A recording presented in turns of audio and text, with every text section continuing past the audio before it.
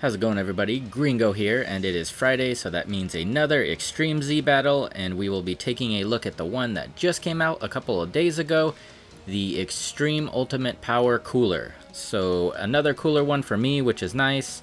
Our type advantage in this is going to be Super Agility, so don't use your extreme characters, and our category advantage is going to be Exploding Rage. Now, there are also going to be two characters that we will be able to Extreme Z Awaken through this event, and that is going to be the Strength Cooler that you see in the background, as well as this Physical Thouser. So that is nice again. It's always nice to have more than one character in these. But with that, let's get right over to Stage 5 and get into it. Okay, so let's get into talking about the team we selected here while it is starting up Stage 5 in the background. Now, I tried to, as usual, do all Exploding Rage for the category advantage. I only had 3 characters that would have had type advantage, but using the characters that I used in the team restricted more of them. So what I mean by that is you can't use the same characters with the same name that you've seen in other things. So once I chose one of the Super Saiyan 2 Gohans, then 2 of the other types were restricted. Once I chose the Super Saiyan Goku, I had 3 other ones that were restricted. Once I chose the Strength Super Saiyan 2 Vegeta, the Agility Super Saiyan 2 Vegeta was restricted. So it kind of cut off a lot of options by not being able to use duplicates, but I was able to, I feel, get a pretty good team put together. They weren't all super strong, but with the kind of workarounds and how they linked fairly well together, it was kind of a good patchwork team. So starting out here, what I had was the Pinnacle of Rage Goku that we just did in the last Extreme Z battle and got awakened. I got him up to 140. You may notice I only have him Super 10 out of 15, and I chose him because most of the rest of my team fit the Super Saiyan category, so that was a benefit there. I got some bonus stats. I think I was sitting around 350 to 450,000, depending on my friend character that I chose for HP in this event, so that was a pretty good amount, and I felt comfortable going through it. But this Goku, if you do have him, I would definitely recommend using him in this event. He will do a lot of the damage for you. He was one of my main 2 DPS. I had 3 starting out, but I will go over that in a second and why it went down to 2. Now, the second character I have in the team here is going to be one I just pulled recently, and I'm happy that I did, and that is the Super Intelligence Super Saiyan Goku LR. So this is the reason I was just talking about a minute ago, where I had 3 DPS that went down to 2 DPS, and he was the 3rd DPS I was talking about. So in Stage 13, there is going to be a nerf to Super Intelligence characters, so his damage is probably going to get cut. I noticed maybe around 80%. So he's going to be doing 20% of the damage, or a fifth of the damage that he was doing in Stage 12 in Stage 13 and up. To kind of just put this in number terms, he was doing about 4.5 to 5 million on average with his supers in Stage 1 through 12. And in Stage 13 and up, the most he was doing was around 750,000. So that is a big nerf to damage there, and a big hit. If he didn't get that nerf, then I would have actually definitely recommended him as the #1 friend character to bring in this event. But since he has that major nerf, I don't even think I would recommend him in the top 3. Now, that doesn't mean that I would actually just take him out of the team, because he can actually still be useful in a couple of ways. Even though he's dealing a lot less damage, a couple of the things that he does is he's going to take very reduced damage as well. So when I was getting supered, even in the later stages with him, around 25 to 30, he was only taking triple digits. So he was taking like 1 to 200 damage off of an enemy's super in the later stages, which is very good.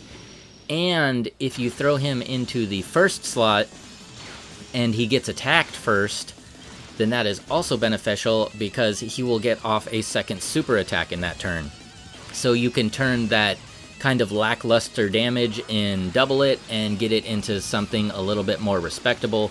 So if it was like the 750,000, doubling that into 1.5 million is definitely a lot better damage. Plus, he is taking that hit in the first slot and not taking a lot of damage. So throwing this Goku in there was definitely a help in that regard. Now, the third character I'm going to go over here real quick would be my main DPS, or turned into my main DPS in the later stages, since that Goku that I just talked about got nerfed. And that is going to be the AGL LR Super Saiyan Gohan Youth.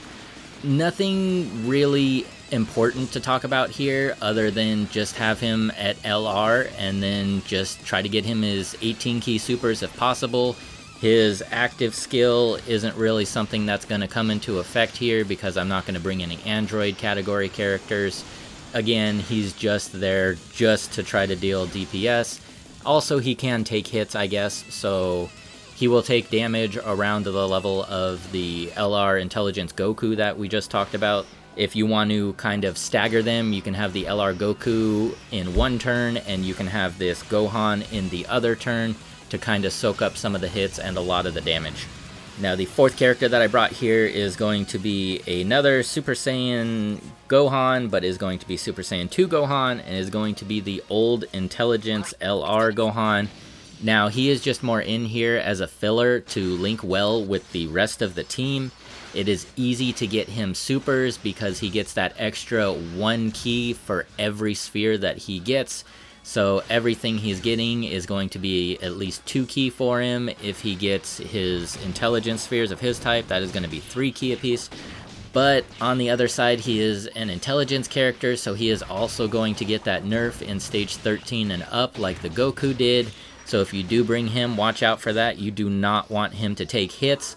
Just throw him in a spot where you can have him link well with the rest of the characters, or you can have him as your kind of flex character that just kind of sits in the background and sits in the third slot. Now, the fifth character I brought here is going to be this Strength Super Saiyan Trunks, and I brought him purely for defensive reasons. So if you are able to get him his super off, he will buff his defense for 6 turns, and his passive skill reduces damage by 40%, and the less HP you have remaining, it will also buff his attack and defense even more. So he is good for defense. He is not going to be fantastic for it, but I needed something to fill the team that wouldn't take a ridiculous amount of damage. So he kind of fits that criteria right there. He's not going to do super amazing damage. He's not going to link extremely well, but he will link okay with the rest of the team. But if you need somebody that takes reduced damage and you don't really have many other options, then he is a good option to look out for. Now, the last character I brought here is going to be the Super Saiyan 2 Vegeta and Bulma, the strength version, and I literally just brought him to fill up the team. He doesn't link super well with a lot of the other characters. He's not going to do a lot of damage. He's going to take a pretty decent amount of damage no matter what, at least at the level I have him. Now, I do not have this Vegeta super maxed out. I don't have his hidden potential maxed out. I don't have his skill orbs equipped. But I would still not expect him to do a ton of damage or be able to take a ton of hits. He did have that mechanic that I wanted to try out with him countering an enemy's normal attack. But in the later stages, he was taking maybe 50 to 60k from a normal attack, and he was only countering with 100 and change for his counterattack, so that's not really a good trade-off there. And I would definitely recommend you finding somebody to replace him or a better option for your team than him. Now, switching over last here, we have the friend characters that I would recommend. The first one, of course, would be the LR AGL Super Saiyan Gohan Youth for DPS and taking hits purposes. He is going to do a lot of damage, take a lot of reduced damage. The second one is going to be the Pinnacle of Fury Goku for the same reasons. While he will not perform as well as the Super Saiyan Gohan, he will still do a lot of damage and take a lot of reduced damage. But one thing to note is that he will have to have his Extreme Z Awakening, so get him that. Get him to level 140, get his super to level 15, and he will definitely be a big player on your team. The third one I am going to recommend is going to be the Super Technique Super Saiyan Goku LR. He is the one that just came out a few weeks ago. He has the powerful comeback leadership, so that will fit a couple of the characters in this team. While it won't fit all of them, it will give you a nice little stat boost, HP, and key links, and he will also actually be able to take really good hits as well. And in the background, we are also about to finish up stage 30 here. So what you see is the Goku in the front that I was talking about, the intelligence one. So he is dealing a lot of reduced damage, especially in 25 to 30. So it was taking a lot longer to beat some of these stages, but it wasn't really a detriment because he was taking so much reduced damage that it was just taking a few extra turns to deal the damage that I needed. I wasn't really taking a lot of damage, so that was good, and it is still a good option to keep him in. But we are about to finish off this cooler here for the final stage. That is going to be all for today. Hope you enjoyed the video, and I hope to see you all next week.